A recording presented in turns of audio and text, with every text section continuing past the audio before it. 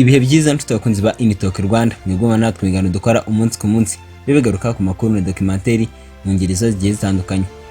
Polisi y'u Rwanda ikora mu ntara y'Amajyepfo mu karere ka Nyaruguru yafashe abagabo batatu bakurikiranwe icyaha cyo kwiba amafaranga y'u Rwanda agera kuri miliyoni 3 zose, aho bayibye umwe mu baturage batuye mu karere ka Nyaruguru.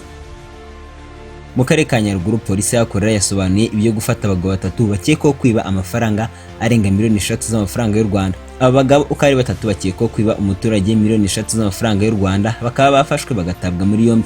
Operasiyo yo kubafata ikaba yarabaye mu ijoro ryakeye ryo ku itariki 25 Mutarama rishyira ku itariki 26 Mutarama n'umwaka wa 2026. Umuvugizi wa polisi y'u Rwanda mu ntara y'Amajyepfo CIP Hassan Kamanzi yabwiye itangazamakuru ko abakekwaho iki cyaha bacukuye inzu y'umuturage wo mu kagari ka Nyombyi mu murenge wa Musanze mu karere ka Nyaruguru mu ntara y'Amajyepfo, binjira mu nzu ye baramwiba mu mafaranga arenga miliyoni 3 z'amafaranga y'u Rwanda.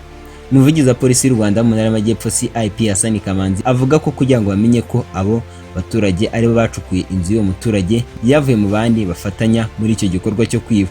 Umuvugizi wa polisi y'u Rwanda mu ntara y'Amajyepfo CIP Hassan Kamanzi akaba yagize ati abafashwe basanganywe arenga miliyoni 4,600 by'amafaranga y'u Rwanda. Abafashwe kandi bose bafungiye kuri sitasiyo ya RIB ya Kibeho.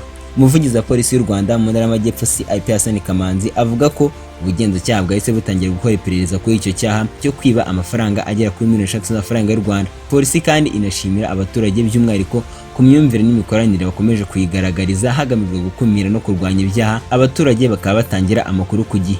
Polisi kandi inagira inama abaturage kwirinda kubika amafaranga mu ngo zabo, ahubwo bagagana ibigo by'imari bikayababikira ndetse bagakomeza kwitabira no gukoresha ikoranabuhanga kuko ariho hizewe ku mutekano w'amafaranga yabo.